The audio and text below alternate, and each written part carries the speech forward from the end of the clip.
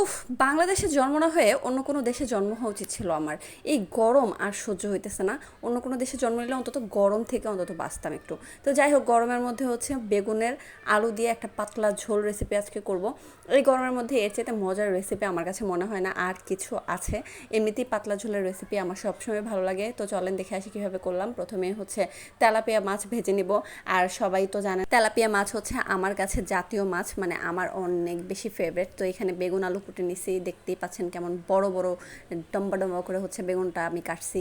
কিন্তু কিছু করার নাই, বেগুন তো গলে যায়। তো মাছটাকে আমি ভেজে সুন্দরভাবে তুলে নিচ্ছি। মাছটাকে একদমই কড়াভাবে ভাজি নাই, নর্মালি হালকাভাবে ভেজেছি। তো সেই মাছ ভাজার তেলটা দিয়ে দিচ্ছি এখন পাতিলের মধ্যে। তারপরে এখানে দিয়ে দিব পেঁয়াজ, কুচি করে রাখা পেঁয়াজ। পেঁয়াজটাকে হচ্ছে সুন্দর করে এখন একটু তেলের সাথে ভাজতে হবে, ভাজা ভাজা করতে হবে। পেঁয়াজটা না ভাজলে তো তরকারি মজা হবে না। তো এখানে দিচ্ছি হচ্ছে লবণ পরিমাণ অনুযায়ী, লাগলে পরে আবার দেওয়া যাবে। এখানে হচ্ছে আমি আমার পরিমাণ অনুযায়ী দিয়ে দিছি। তো পেঁয়াজটা দেখেন আমি কোন ধান্দায় ছিলাম, ফোন টিপতেছিলাম, এর মধ্যে পুড়ে ফেলছি। তো এখানে দিচ্ছি রসুন বাটা। তো ব্যাপার না, এই পোড়াটা খাওয়া যাবে, এটা তেমন পোড়া না, এটা একটু বেরেস্তা বেরেস্তা হয়ে গেছে।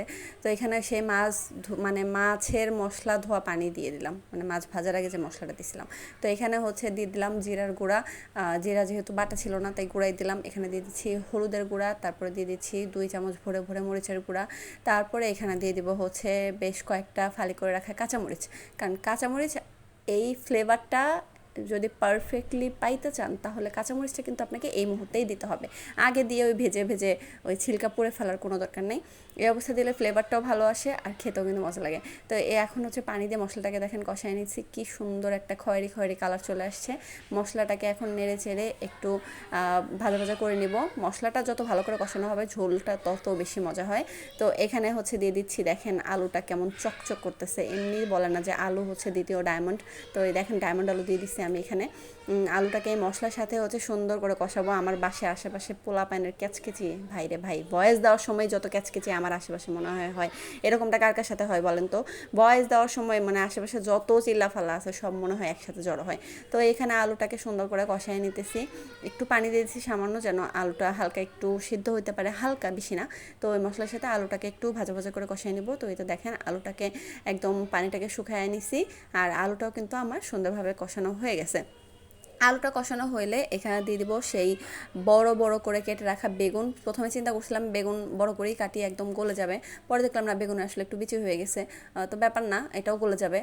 বেগুন গলবে না এমন কোনো কথা নাই। ওই যে একটা নাটকে দেখছিলাম, পানি দিতেই থাকে, বলে যে আমার বেগুন ডুবে না কেন, ডুবে না কেন, বেগুন কি দিয়া বানাইছে, বেগুন ডুববে না কেন? ভাই বেগুন ডুববে, আপনার রান্না ঠিক আছিল না, এই জন্য বেগুন ডুবে নাই। তো এখন হচ্ছে বেগুন ডুববে। দেখেন এই তো বেগুনটা কত সুন্দর নেতায় আসছে, মানে সফট হয়ে গেছে একটুখানি। এটা যদি বিচি কম থাকতো, বিচি ছোটো হইতো, তাহলে আরেকটু বেশি সফট হইতো। ব্যাপার না, আমি দেখেন গামলা ভরে পানি দিয়ে দিচ্ছি। পানি দেওয়ার পরে এটাকে হচ্ছে ভালো করে একটু নেড়ে চেড়ে বেগুন আলুর সাথে মিশিয়ে দিতে হবে।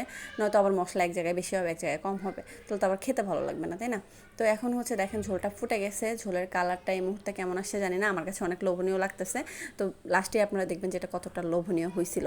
তো এখানে দেখেন আমি হচ্ছে ভেজে রাখা সেই মাছ দিয়ে দিচ্ছি, আবার ব্লার হয়ে যায়, কি একটা অবস্থা। তো যাই হোক, এখানে হচ্ছে আমি দেখেন ঝোলটা ফুটে মাছটা একদম ঝোলের সাথে একাকার হয়ে গেছে মিশে। তো নাড়াচাড়া করে দিলাম, হয়ে গেছে আমার মাছ রান্না, বেগুন আলুর ঝোল। এই তো দেখেন এইটা হচ্ছে অরিজিনাল কালার। এই কালারটা দেখলেই তো জিভে পানি আসার কথা।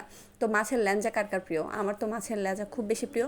সব মাছের না, তেলাপিয়া মাছের আগাগোড়া সবই আমার প্রিয়, একটু মানে ল্যাঞ্জাটা একটু বেশি প্রিয়, এই আর কি। তো এই তো বেগুনের তরকারি দিয়ে আমি এখন বসে পড়ছি ভাত খাইতে। তো কার কার বেগুন আলুর এই ধরনের ঝোল তরকারি অনেক মজা লাগে তারা কমেন্ট করেন, নয়তো কিন্তু আপনাদের সাথে এই তরকারি কিন্তু অনেক বেশি অভিমান করবে যে আমারে তোরা এত পছন্দ করে খাস, অথচ আমার মানে আমার দেখে তোরা কমেন্ট করস না। তো বেগুন আর এই তরকারিটা রাগ করার আগেই ভাই আপনারা একটু কমেন্ট করে দেন যে কার কার পছন্দ এই তরকারিটা। তো আমি আজকের মতো এখানে বিদায় নিচ্ছি। লাইক কমেন্ট করে পাশে থাকবেন। আল্লাহ হাফেজ।